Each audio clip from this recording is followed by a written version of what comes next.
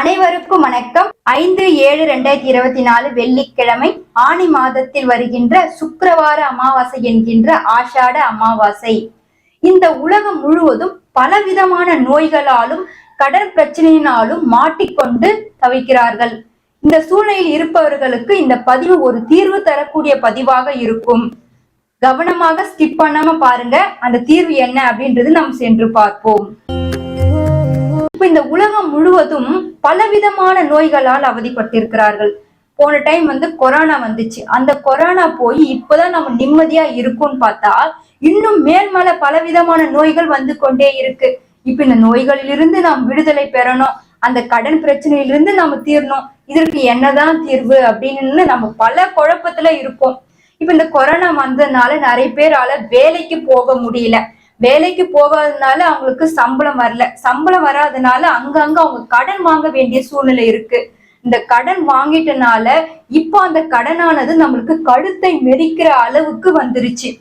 இப்ப இந்த சூழ்நிலையில நம்ம என்ன செய்யறது, எப்படி அந்த கடனை அடைக்கிறது அப்படின்ற ஒரு மனக்குழப்பனால மன அமைதியே நம்மளுக்கு குறைஞ்சிருது. அதனால இந்த மன அமைதி குறையதுனால நம்மளுக்கு மனம் சம்பந்தப்பட்ட பிரச்சனையும் பலவிதமான நோய்களும் ஏற்படுகிறது. இப்ப இந்த நோய்கள் தீரணும், நம்மளுக்கு கடன் பிரச்சனையும் தீரணும், நம் வாழ்வில நிம்மதியும் சந்தோஷமும் உண்டாகணும். இதுக்கு எனக்கு தீர்வு கிடைக்கணும், நம்ம என்ன செய்யணும் அப்படின்றது நிறைய பேருக்கு இந்த எண்ணம் இருக்கும். இதற்கு ஒரு கல்ல 3 மாங்காய் அப்படின்றது நீங்க கேள்விப்பட்டிருப்பீங்க. அந்த வழிபாடு தாங்க இந்த அமாவாசை. என்ன சொல்றேன்னு பாத்தீங்கன்னா, இந்த அமாவாசை ஒரு கல்ல 3 மாங்காய் தரக்கூடிய ஒரு சிறப்பான அமாவாசை. என்னன்னு பாத்தீங்கன்னா, இப்ப நம்மளுக்கு நோய்கள் தீரணும், கடன் பிரச்சனை தீரணும், நம் வீட்டுக்கு பண வரவு வரணும். இந்த 3ம் நமக்கு கிடைக்கணும்னா 3 தெய்வங்களையும் வழிபடணும். இந்த 3 தெய்வங்களுடைய ஆசி நமக்கு கிடைத்தாதான் இந்த 3மே நம்மளுக்கு நிறைவேறும். இந்த 3க்கு உண்டான தெய்வம் என்ன அப்படின்றது பாத்தீங்கன்னா, நம் வாழ்வில் இருக்கும் நோய்கள் அனைத்தும் தீர்ந்து மீண்டும் நோய்கள் வராமல் இருக்க நம்ம குலதெய்வ வழிபாடே செய்யணும். நம் வாழ்வில் இருக்கும் கடன் முழுவதும் தீர்ந்து நாம் நிம்மதியா சந்தோஷமா வாழ மகாலட்சுமியுடைய அருள் நமக்கு கிடைக்கணும். அதுக்கப்புறம் நம் நிம்மதியோடும் சந்தோஷமோடும் மன அமைதியோடும் வீட்டுல எந்த ஒரு பிரச்சனையும் இல்லாமல் இருக்கணும்னா நம் முன்னோர்கள் ஆசை நமக்கு கிடைக்கணும். இந்த 3 ஒன்று சேர கிடைக்கிற ஒரு வாய்ப்பு இந்த அமாவாசை. அதுதான் சுக்கிரவார அமாவாசை என்கின்ற ஆஷாட அமாவாசை. இந்த ஆனி மாதம் என்றாலே குலதெய்வ வழிபாடுதான். குலதெய்வ வழிபாடு மற்றும் இந்த அமாவாசையில் நம் முன்னோர்கள் வழிபாடும் செய்யணும். அதோடு சுக்கிரவாரம்ன்றது வெள்ளிக்கிழமை. வெள்ளிக்கிழமைக்கு யார் அதிபதி? மகாலட்சுமி தாய் அதிபதி. அப்படி அதிபதியா இருக்கிற அந்த தாய்க்கு நம் தீபம் ஏற்றி வழிபாடு செய்தால் அந்த தாய் நம் வீட்டுக்குள் தேடி வருவாள். தாய் நம் வீட்டுக்குள் தேடி வர என்ன வழிபாடு செய்யலாம்? முன்னோர்களுடைய ஆசி கிடைக்க என்ன செய்யலாம்? நம்ம குலதெய்வம் ஆசி கிடைக்க என்ன செய்யலாம்? இதற்கு தீர்வு என்ன அப்படின்றது தெரிஞ்சுக்கலாமா? முதல்ல நம்ம அந்த அமாவாசையில நம்ம முன்னோர்கள் வழிபாடு செய்யணும். நம் முன்னோர் வழிபாடு எப்படி செய்யணும்னு பாத்தீங்கன்னா, அதிகாலையில எழுந்து குளிச்சு முடிச்சுட்டு 6 மணிக்கு நம் முன்னோர்களுக்கு செய்ய வேண்டிய பித்ரு தானத்தை நம்ம கொடுக்கணும். உங்களுக்கு வசதியா இருந்தா நீங்க ஆற்றங்கரையில வேதியரை வச்சு வழிபாடு செய்யலாம்.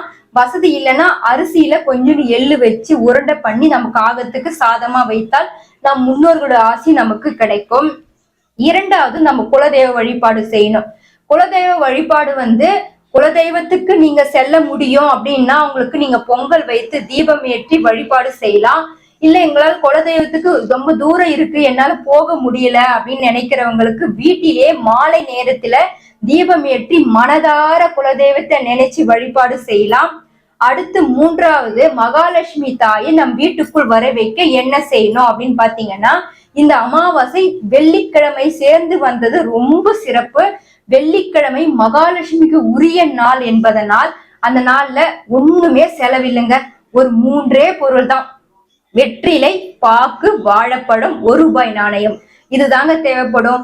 இத ஒரு 5 ரெடி பண்ணி வச்சுக்கோங்க. ரெடி பண்ணி வச்சுட்டு உங்க வீட்டுல அக்கம் பக்கம் சுமங்கலி பெண்கள் இருந்தா இந்த நேரத்துல மாலை வேளையில 6 மணிக்கு அவங்க வீட்டுக்குள் வர வைத்து இந்த ரெடி பண்ணி வச்ச தாம்பூலத்தை அவங்க கையில கொடுத்து நீங்க ஆசீர்வாதம் வாங்கிக்கலாம். இப்படியும் செய்யலாம். இல்ல உங்களுக்கு வசதி இருக்கு அப்படின்னா ஒரு ஜாக்கெட் பிட்டு இல்ல புடவை கூட எடுத்து நீங்க அவங்களுக்கு தாம்பூலத்துல வச்சு கொடுத்து அவங்க ஆசையை வாங்கி மகாலட்சுமி தாயை நம் வீட்டுக்கு வர வைக்கலாம். இந்த வழிபாடு செய்வதும் ரொம்ப சிறப்பானது. இந்த 3 வழிபாடை தவறாம இந்த ஒரு நாள்ல நீங்க செஞ்சீங்கன்னா ஒரு கல்ல 3 மாங்காய் மாதிரி ஒரு வழிபாடுல 3 பலன்களை உங்களுக்கு கொடுக்கும். தவறாம இந்த வழிபாடு செய்து உங்கள் வாழ்வில் இருக்கும் நோய்களையும் கடன்களையும் தீர்த்து நிம்மதியாய் பண வரவோடு மகாலட்சுமி ஆசியோடு எப்போதும் சந்தோஷமாய் வாழலாம். அது மட்டும் இல்லைங்க, நான் இது ஆஷாட அமாவாசைன்னு சொன்னேன். இது ஏன்னு உங்களுக்கு புரிந்ததா? ஆஷாட அமாவாசைன்றது மறுநாள் 6ஆம் தேதி சனிக்கிழமை ஆஷாட நவராத்திரி வாராகி அம்மாவுக்கு தொடங்குது. 15/7/2024 முடிவடைகிறது. மொத்தம் 9 நாட்கள் நவராத்திரி தொடங்கியிருக்கு.